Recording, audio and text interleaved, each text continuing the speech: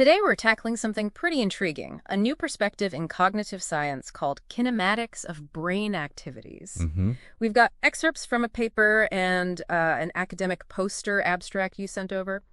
Our goal really is to understand the heart of this model, how it challenges maybe or builds upon how we currently think the brain works. Right. The mission, let's say, is to cut through the jargon and find those potential aha moments, because it seems to look at cognition in a really fundamentally physical way. Absolutely. And I think what's really striking about this material is it's not just suggesting small tweaks to current theories. No. No, it's proposing, well, a completely different framework for how the brain creates thought, emotion, Yeah. even consciousness itself. It's trying to fill what they see as a gap, by offering a theory that's fully physical, grounded in dynamic processes. Okay, so this isn't just like another variation on the cognitive science themes we know. The sources are saying this kinematics of brain activities is distinct from the main paradigms out there. That's the idea, yes. Can you maybe paint a quick picture of that landscape?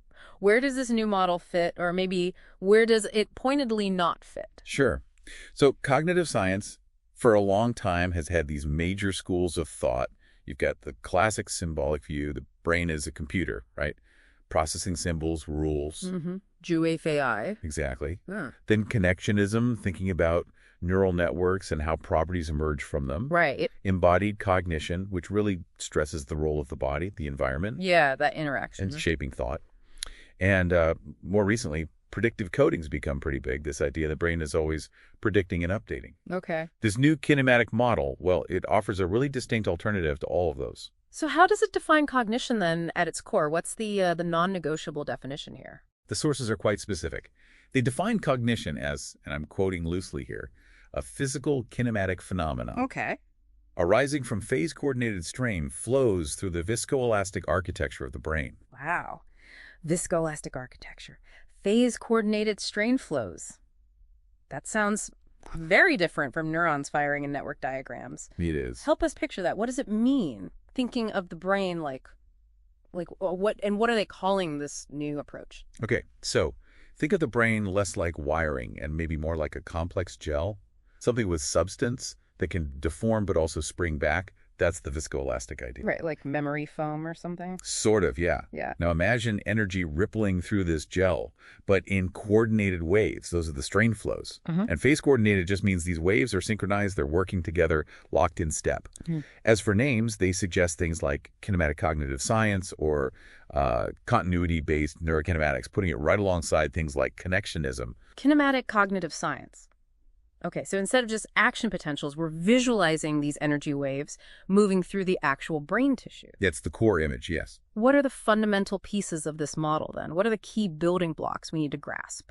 Well, there are a few key elements. First is neural strain flow, basically the continuous coordinated movement of energy, and it's both mechanical and electrochemical energy through the brain tissue. Okay, a continuous flow. Then you have strain packages, or they also call them memory units. Now think of these as sort of stable, localized patterns of these strain waves. Or patterns of waves. Exactly. So instead of memory being like a stored file, it's a dynamic, repeating pattern of cyclical energy. It's a really physically grounded idea of memory. Huh. So recalling something isn't like pulling up data, it's more like reactivating a specific physical dance? That's a great way to put it, yeah. A dynamic pattern being reestablished. It's quite a shift. It really is. What other key concepts make up this framework? Okay, so we also have strain carrier waves. These are described as coordinated oscillations, mainly between the layers of the cortex. Okay. Think of them as a kind of underlying rhythm or scaffold that allows the more complex, higher-level thinking to happen. Like a background beat? Kind of, yeah. Yeah. And finally, there are balance fields. These are gradients, like slopes of strain across the cortex. And these gradients influence whether certain cognitive pathways, certain thoughts or actions are more likely to be activated or maybe inhibited. Right, like directing the flow of those strain patterns. Exactly. Influencing the path of least resistance, maybe? This sounds very integrated, holistic, dynamic. But the sources also say it doesn't just ignore everything else, right? It tries to connect with existing ideas. That's right. It's not meant to be in a vacuum. It explicitly draws on dynamic systems theory, which already views cognition as continuous, evolving over time. Mm-hmm. It definitely resonates with embodied cognition's focus on physicality, but it zooms in specifically on the mechanics within the brain tissue. And it also seems to align with the goals of neurophenomenology, trying to link our subjective experience, what it feels like to be us, with the underlying neural stuff. This model offers potentially a new physical language for that connection. And what about predictive coding? That's a big one right now. How does brain kinematics handle the idea of the brain as a prediction machine? Yeah, that's interesting. It doesn't dismiss it, but it reinterprets it. How so? Instead of the brain trying to minimize, say, informational surprise or free energy, this model suggests the brain is constantly working to maintain a state of physical strain equilibrium, Okay. a balance of these actual mechanical forces within its structure. So the drive we interpret as prediction is maybe rooted in this physical need for stability. So it's reframing familiar ideas in this new physical language. But where does it really break new ground? What are the genuinely novel interpretations it offers for things like memory, emotion, consciousness itself? This feels like where the really exciting stuff might be. I agree. Let's take memory again. We talked about strain packages. But the implication is memory isn't a static trace that fades. It's an ongoing recurrent pattern of these phase-aligned strain flows. So forgetting might be, What? The pattern losing coherence? Potentially, or interference from other patterns. Yeah. It opens up different ways to think about retrieval, modification, distortion of memory. Mm-hmm. And emotion, it's not just a subjective feeling. It's proposed as these vertical pulses of strain. Pulses. Yeah, maybe moving up from deeper brain structures. They mention the amygdala acting like a strain booster. A strain booster, I like that. And the hippocampus acting as a kind of theme organizer, shaping these emotional flows based on our memory patterns. You almost feel the physical tension and release in that description. Yeah, you really do. It makes emotion feel very visceral. And consciousness. How does this physical model tackle something so notoriously tricky? Well, it doesn't treat it as like an on-off switch. Yeah. Instead, consciousness is framed as a continuum of strain coherence. Basically, how synchronized and integrated these strain patterns are across different parts of the cortex. So more coherence, maybe more integrated awareness? That seems to be the idea. They talk about continuity packages, these integrated strain patterns that supposedly link our sense of form, motion, and our ongoing mental narrative. It's about the degree of physical integration. Even dreaming gets an explanation in this kinematic world. That often feels so disconnected and random. It does. The hypothesis here is that dreaming acts as a kinetic rebalancing mechanism. Kinetic rebalance? Yeah. During sleep, the brain supposedly enters a state with lower friction, physically speaking. This allows accumulated tensions, these strain patterns built up during waking, to reorganize and settle. So it's not just noise. It's potentially a physically necessary process for resetting the brain's internal physical balance. Wow. Okay, this is genuinely a different way of thinking about almost everything the brain does. If this model holds water, what are the bigger implications for understanding the mind, maybe for technology? Oh, the implications could be huge. In AI, for instance, it might inspire completely new kinds of architectures. Instead of logic gates or even standard neural nets, you might try to simulate these dynamic flows, these strain dynamics. AI based on physical waves. Could be. And in mental health, if you start seeing disorders as, say, disruptions in strain coherence or problems with maintaining that balance field. Right, like a pattern getting stuck or becoming chaotic. Exactly. That could lead to totally new ways to think about diagnosis, maybe even interventions aimed at restoring that physical equilibrium. Fascinating. And even more fundamentally, it offers a new lens for thinking about how brains evolved, how cognitive complexity emerged, maybe through the development of more complex kinematic capacities. So it fits under the big umbrella of science of cognition, but it's really pushing the envelope, suggesting these new principles, kinematics, continuum theory, strain dynamics, are fundamental. Precisely. The sources mention the history, like the cognitive revolution, cognitive neuroscience. How does this model see itself fitting into that story? Well, it positions itself as a potential next major step. It argues that, previous shifts focused on information, then on neural networks.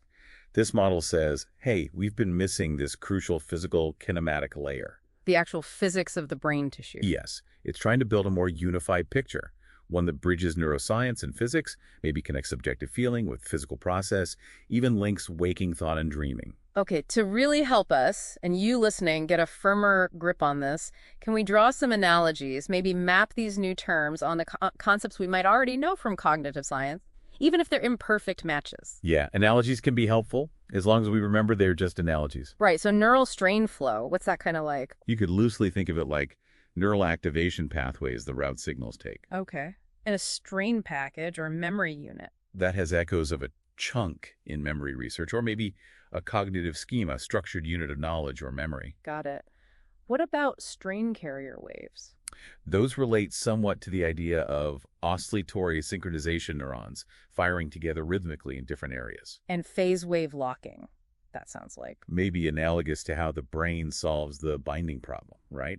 How it integrates input, sight, sound, touch, into one coherent experience. Ah, okay, that makes sense. What about the more dynamic emotional parts? An emotion pulse, or emotion memory, that connects to ideas about affective states, feelings, and maybe Damasio's somatic markers, the bodily feelings tied to emotions. Right, and the hippocampus as theme lining. That sort of maps onto the idea of narrative coherence in memory, how we string experiences together into meaningful sequences or stories. And the amygdala as strain booster. That's pretty clearly analogous to its known role in emotional arousal, amplifying the intensity of feelings. Makes sense. And the more abstract concepts, like consciousness, stability. Continuity packages. Well, that's a novel take on how we maintain a continuous sense of self and experience over time. Maybe related to concepts, but more dynamic. Okay. The kinematic loop sounds like an extension of the perception-action cycle, that constant loop of sensing the world and acting in it, but framed in these strain dynamics. Mm-hmm. The strain balance field feels similar to homeostasis in biology, or that drive for equilibrium we see in predictive coding, just physically grounded. Right, maintaining stability. And dreaming as balance redistribution connects to theories about sleep being for memory consolidation or emotional processing, basically, restoring some kind of balance. And those fractal motif memory units. That suggests a physical basis for how our concepts and schemas often have this nested hierarchical structure, like fractals. That's a really helpful set of connections. So finally, looking at the existing big schools of thought, where does this kinematic model seem most comfortable, and where is it really charting its own path? Oh, as the sources point out, it seems to align most strongly with dynamical systems theory. That focus on flow, continuous change, dynamic states is really central. Okay. It also clearly shares a lot with embodied and enactive cognition, that deep emphasis on the physical basis of mind. Right, the physicality. There's a conceptual link to neurophenomenology, too, in that ambition to connect subjective experience with the biology. Mm-hmm. With predictive coding, there's that thematic overlap around equilibrium, but the mechanism proposed is really different physical strain, not information. Right, physics versus information theory, almost. Kind of. Mm. And it has some common ground with connectionism, thinking about dynamic interactions in a complex system. But it diverges quite strongly from classical symbolic cognition. There aren't really symbols or explicit rules in this kinematic picture. Okay, so wrapping this all up, what's the absolute core message? If someone remembers one thing from our deep dive into brain kinematics, what should it be?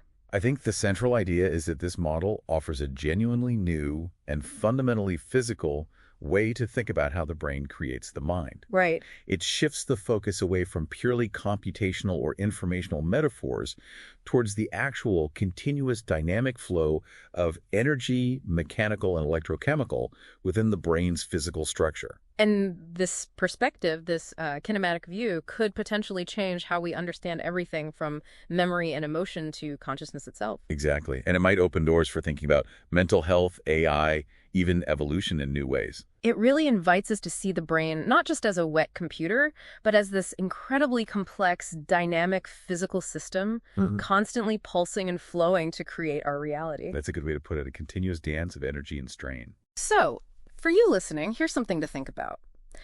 How does considering your own thoughts and feelings as physical processes, maybe like tension and release or waves flowing, change how you relate to them? What does it mean if your conscious experience arises from what this model calls a kinematic field of dynamic integration? What new questions does that spark for you about who or maybe what you are? It's definitely a lot to ponder. It certainly is. Thanks for joining us on this deep dive.